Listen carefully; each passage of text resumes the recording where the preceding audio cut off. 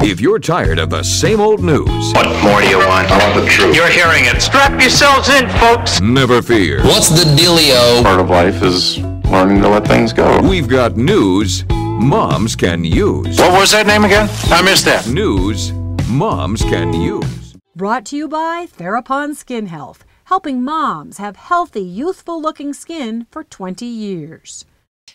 And by the way, back to the guinea pig pee. I did not wash that shirt. I made my daughter do it. So Okay, yeah, that's part of being a pet owner. exactly.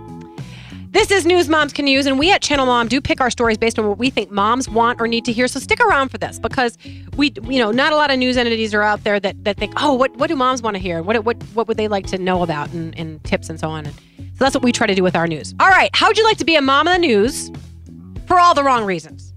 No thanks. Exactly. Unfortunately, that's what happened to a Colorado mom. This from the Denver Post. The Colorado Department of Transportation posted a photo on Facebook. The photo was of Sandra Ramirez's 3-year-old son sitting in the backseat of her car, outside of his car seat, while a gas can was buckled into the boy's car seat. I did see that photo. The mother spoke to 9... I mean, I shouldn't even laugh. She shouldn't have spoken. The mother spoke to 9 News about the incident, saying that when she was pulled over, her son was in the car seat, in the back seat. However, while she was speaking to the officer, Ramirez claims her 3-year-old son wiggled out of the car seat and sat in the passenger side back seat. And by the way, she also explained to the officer, apparently, according to the Aurora Police Department, she said, "Oh, he unbuckles his seatbelt by himself all the time." Well, perhaps you should teach him not to do that and not buckle the gas can into the car seat. I'm not even sure if that's the truth, but that's what she claims. And It was 3 years old? Yeah. Oh, maybe. Yeah. I do feel bad for her because Lord knows maybe she's a fabulous mom in every other way. She just got caught in a bad moment because I know I could have been caught in plenty of bad moments in my lifetime as a mother. Don't you think? Absolutely. Yeah. I mean, I had like naked children in the back because they were, you know what I mean? Seriously. I know. And a kid who could unbuckle themselves. Just quickly trained not to do that, but Yeah. they do that. Sure.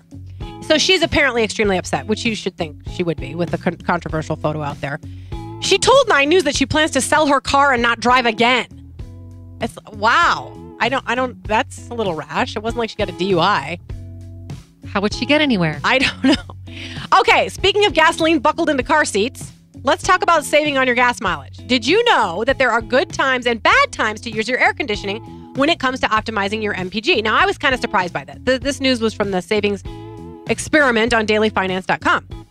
Okay, you can increase gas efficiency by knowing exactly when to cut back on air conditioning. And here's the interesting thing. They say you might think that rolling down your windows is the best way to do that. But rolling down your windows only saves on gas mileage if you're at 45 miles an hour or below. Otherwise, it creates drag. Yeah, otherwise it creates more of a drag. Now, and so then you should use your air conditioning. And I found that really shocking. I didn't know that the air conditioning would take less gas over 45 miles per hour. Now, of course, it has all the stuff that it releases into the environment. So you got to, decide which risk you want to take there. The one coming out the exhaust or the one coming out the air conditioner? Yeah. Okay. It's, as Shelley is fond of saying, something's going to kill you.